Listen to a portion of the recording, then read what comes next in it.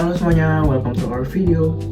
Seperti yang ada di judul, kita bakal ngejelasin apa itu termodinamika 1. Nah, sebelum kita masuk ke materi, kalian tahu gak sih kalau misalnya kayak alat-alat yang kalian pakai selama ini kayak atau kalian nyalain AC atau bahkan kalian naik kendaraan motor, itu ternyata tuh pakai satu hukum yang sama, yaitu hukum termodinamika. Nah, di presentasi kali ini kita bakal bedah bagaimana cara kerja energi di balik alat tadi, sejarah sebenarnya dibaliknya, sampai hubungannya dengan mesin Carnot, si model mesin paling jenius dan yang pernah diciptakan oleh manusia. Nah, itu aja. Ayo kita masuk ke materinya. Let's go. Halo guys, perkenalkan aku Aura Melania Zara dari kelas 11F. Di sini aku akan menjelaskan tentang hukum termodinamika pertama. Nah, di hukum termodinamika pertama ini ada sebuah bunyi dari hukum termodinamika pertama. Aku akan menjelaskan dari bunyinya dulu ya guys. Nah, bunyinya itu ada dalam sebuah sistem tertutup, perubahan energi dalam sistem tersebut akan sama dengan banyaknya kalor yang masuk ke dalam sistem. Nah, terus dikurangi dengan usaha yang dilakukan oleh sistem tersebut. Nah, gimana tadi penjelasan Kak Melani guys? Apakah kalian sudah paham? Kalau misalnya kalian sudah paham, yuk kita lanjut ke sejarahnya. Jadi, sebelum tahun 1800-an, ilmuwan tuh pada percaya bahwa panas adalah zat alir yang tidak terlihat. Nah, namanya itu kalorik. Benda panas memiliki banyak kalorik dan benda dingin memiliki sedikit. Namun, teori ini patah pada tahun 1798 ketika Benjamin Thomson atau yang sekarang biasa disebut Count Rumford mengamati proses pengumpulan meriam. Jadi dia itu lagi ngeliatin orang yang lagi ngubur meriam guys. Nah, dia melihat bahwa gesekan mekanis menghasilkan panas yang terus menerus tanpa batas selama mesin bekerja. Nah, jika panas adalah zat yang tersimpan, harusnya zat itu habis gak sih? Nah, makanya Rumford tuh berpikir dan menyimpulkan panas adalah bentuk dari gerakan mekanis. Nah, makanya tapi itu belum mematahkan sepenuhnya teori kalorik. Selanjutnya ada yang kedua, ada gagasan awal pada tahun 1842 di mana seorang dokter asal Jerman bernama Julius Robert von Mayer menjadi orang pertama yang menyatakan prinsip kekalahan energi. Ia mulai menyadari bahwa panas dan kerja mekanis adalah dua hal yang setara dan berbentuk dan dari energi yang sama. Namun, karena dia bukan fisikawan sejati atau fisikawan murni kayak bukan dari bidang fisika maksudnya, teorinya sempat diabaikan oleh komunitas ilmiah. Nah, selanjutnya waktu terus berlalu. Pada tahun 1843, fisikawan Inggris yang bernama James Prescott Joule melakukan eksperimen krusial secara independen pada tahun 1843. Ia menggunakan beban jantung untuk memutar roda pedal di dalam wadah air yang terisolasi. Joule berhasil membuktikan secara akurat bahwa kerja mekanis yang dilakukan oleh beban jantung langsung sebanding dengan tekanan suhu air. Eksperimen ini membuktikan bukti kuantitatif yang kuat bahwa kerja bisa berubah menjadi panas. Ini tuh kayak membuktikan kalau misalnya teori yang di awal tadi bisa dibuktikan di sini eksperimennya guys. Nah, selanjutnya akhirnya pada tahun 1850 fisikawan Jerman yang bernama Rudolf Clausius menyatukan semua gagasan tersebut dari 1, 2, 3 ini tadi guys. Ia menerbitkan makalah yang secara formal merumuskan hukum pertama termodinamika. Clausius menjelaskan konsep internal energi atau energi dalam sistem dan menyatakan bahwa perubahan energi dalam selalu sama dengan jumlah kalor yang masuk dikurangi kerja yang dilakukan oleh sistem. Guys, jadi contoh penerapan termodinamika ya. Jadi di sini aku mau menjelaskan. Jadi di sini saya Aura Melania Zara ingin menjelaskan tentang contoh proses termodinamika. Nah, aku akan jelasin dulu ya guys. Jadi contoh penerapan termodinamika itu ada dalam kehidupan sehari-hari. Termodinamika itu menjaga makanan agar tetap dingin atau merebus air hingga sistem kerja mesin kendaraan yang kita kendarai. Jadi sistemnya itu seperti kendaraan yang kita kendarai ya guys. Nah, terus contoh dari penerapan termodinamika itu dibagi menjadi dua. Yang pertama ada penggunaan termos.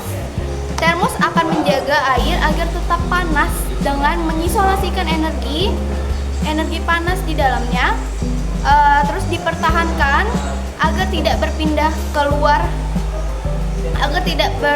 lingkungan luar. Biar panasnya itu nggak berpindah kemana-mana ya guys, jadi diisolasikan. Nah terus yang kedua ada pendingin AC atau lemari es. Nah ini tuh sistemnya kayak perangkat ini sebenarnya memindahkan panas dalam ruangan atau ke kulkas. Jadi ke kulkas ruangan itu dibutuhkan bantuan energi listrik ya, agar panasnya dapat bergerak melawan alaminya dari dingin ke panas. Jadi panasnya itu akan dilawan hingga dari dingin itu bisa ke panas ya guys. Saya Nur Indrianti akan menjelaskan hukum 1 termodinamika, yaitu hukum kekekalan energi. Hukum ini menyatakan bahwa energi tidak dapat diciptakan maupun dimusnahkan. Energi hanya bisa berubah dari satu bentuk ke bentuk yang lain. Dalam sistem termodinamika, perubahan energi dinyatakan dengan persamaan berikut. Delta U sama dengan Q dikurang W, di mana delta U itu adalah perubahan energi dalam sistem. Nah, kalau Q-nya itu adalah kalor atau panas yang diterima sistem. Kalau W adalah usaha atau kerja yang dilakukan oleh sistem. Persamaan ini berarti perubahan energi dalam suatu sistem sama dengan kalor yang masuk ke sistem dikurangi kerja yang dilakukan sistem terhadap lingkungannya.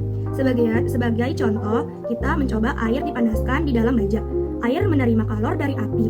Sebagian energi tersebut meningkatkan energi dalam air. Sementara sebagian lainnya digunakan untuk melakukan kerja. Misalnya saat uap air mengembang dan mendorong piston. Jadi intinya hukum 1 termodinamika ini adalah bahwa seluruh energi yang masuk ke sistem akan digunakan untuk menambahkan energi dalam atau melakukan kerja, sehingga total energi tetap kekal.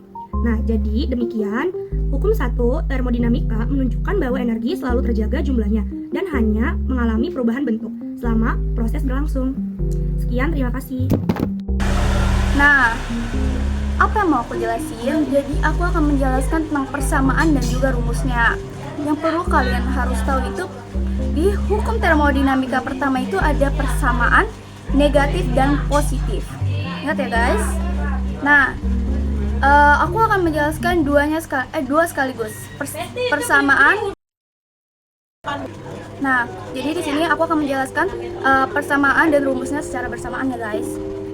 Jadi yang pertama itu ada delta bertanda positif plus jika sistem mengalami kenaikan suhu dan bertanda negatif min jika sistem mengalami penurunan suhu.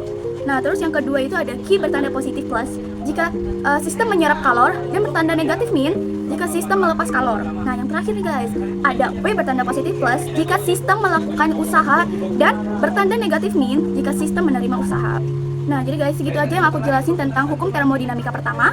Selanjutnya kalian bisa dengar penjelasan berikutnya guys. Nonton terus ya. Nah, sebagai tambahan, hukum ini diuraikan menjadi 4 proses termodinamika, yaitu yang pertama ada isobarik, yang berarti tekanan tetap atau konstan. Yang kedua ada isohorik, yaitu volume tetap atau konstan. Yang ketiga ada isotermik, yang dimana suhu tetap atau konstan. Nah, yang terakhir ada adiabatik. Sistem ini diisolasi agar nggak ada kalor yang keluar ataupun masuk, dan nggak ada terjadi pertukaran kalor. That's it guys. Kenalkan, nama saya Kalian Nadine. Setelah kita memahami konsep termodinamika, sekarang kita akan memahami tentang penerapannya dalam kehidupan sehari-hari. Yang pertama, pada mesin kendaraan, saat bahan bakar dibakar dalam mesin, energi panas yang dihasilkan diubah menjadi energi gerak sehingga kendaraan bisa berjalan. Yang kedua, pada kulkas dan AC, yaitu cara kerjanya memindahkan kalor dari dalam ruangan ke lingkungan luar sehingga suhu ruang menjadi dingin.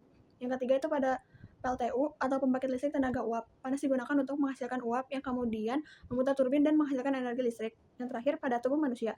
Tubuh kita juga bisa mengalami proses termodinamika loh, yaitu melalui proses metabolisme, mengubah energi yang dari makanan menjadi energi yang digunakan untuk beraktivitas. Selanjutnya adalah diagram PV atau diagram tekanan volume. Diagram ini digunakan untuk menunjukkan hubungan antara tekanan dan volume suatu gas selama proses termodinamika berlangsung. Dari diagram ini kita bisa melihat bagaimana keadaan gas berubah. Selain itu, diagram PV juga digunakan untuk menentukan usaha yang dilakukan oleh gas. Hal yang perlu diingat adalah luas daerah di bawah kurva pada diagram PV menunjukkan besarnya usaha. Jadi semakin luas daerahnya, semakin besar pula usaha yang dihasilkan oleh gas. Assalamualaikum warahmatullahi wabarakatuh. Perkenalkan, nama saya Rapel Ferdika. Di sini saya akan menjelaskan contoh soal dari materi termodinamika.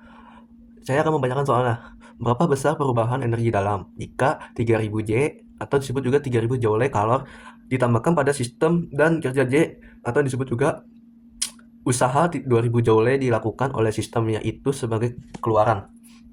Nah, di sini saya akan menggunakan rumus AU sama dengan Q min W. Kenapa saya menggunakan itu? Karena yang ditanyakan itu perubahan energi dalam. Nah, diketahuinya Q itu adalah kalor. Kalornya itu ada di 3000 J dan usahanya itu W-nya itu adalah usaha. W-nya itu ada di 2000 J. Nah, yang ditanya itu AU apa sih? AU adalah perubahan energi dalam. Nah, saya di sini akan menjawabnya. AU sama dengan Q min W sama dengan 3000 J min 2000 J. Nah, terus kita kurangi yang dari 3000 J dikurangi sama 2000 J. Dan itu hasilnya J sama dengan 1000 J atau disebut dengan 1000 joule. Sekian, terima kasih. Halo, ketemu lagi sama aku. Gimana tadi penjelasan dari Kak Rafael? Kalian pasti sudah sangat paham lah ya. Nah, di penerapan itu kalian udah ngeliat kan kayak ada mesin bermotor, kendaraan bermotor, terus kayak termos, terus ada ya yang lain-lain gitulah. Nah, ternyata ada yang salah satu alat yang yaitu emang menggunakan menggunakan hukum termodinamika tuh kayak ini benar-benar kalau misal termodinamika dijadiin orang, ya ini orangnya gitu guys. Nah, nama mesin ini adalah mesin Carnot. Mesin Carnot adalah model mesin kalor teoritis atau ideal yang diusulkan oleh Sadi Carnot, ya sesuai namanya, pada tahun 1824. Mesin ini menjadi standar acuan dalam termodinamika karena mampu menghasilkan efisiensi maksimal yang mungkin dicapai oleh sebuah mesin saat mengubah energi thermal atau panas menjadi energi mekanik atau kerja di antara dua reservoir suhu. Penerapan hukum satu termodinamika, mesin ini bekerja mematuhi aturan hukum kekalahan energi karena sistem gas di dalamnya bekerja dalam satu siklus tertutup, selalu kembali ke kondisi awal. Maka, total perubahan energi dalamnya adalah 0. Nah, berdasarkan prinsip tersebut, total energi panas yang diserap dari reservoir tinggi tidak ada yang hilang. Energi tersebut murni terbagi menjadi kerja mekanik untuk menggerakkan piston dan sisa panas yang dibuang ke reservoir suhu rendah.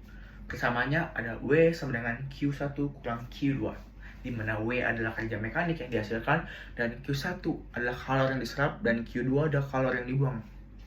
Kesimpulan, hukum satu termonika adalah hukum kekalahan energi yang lahir di abad ke-19 dari eksperimen Rumor, Mayer, John Light, dan Celsius, serta diterapkan pada alat sehari-hari seperti mesin kendaraan, AC, dan kulkas untuk mengubah kalor menjadi kerja. Hubungan dengan mesin Carnot adalah mesin tersebut menjadi model ideal yang menerapkan hukum ini secara sempurna, di mana semua panas yang diserap terbukti murni diubah menjadi kerja mekanik dan sisa panas yang dibuang tanpa ada energi yang hilang sia-sia. Sekian presentasi dari kelompok kami. Apakah kalian sudah mengerti atau belum? Kalau misalnya kalian belum mengerti, silahkan aja komen di bawah guys. Kak, kita belum ngerti, kita tahu saya gitu. Nanti kita bakal jelasin lagi kok. Bye-bye, see you, thank you sudah menonton.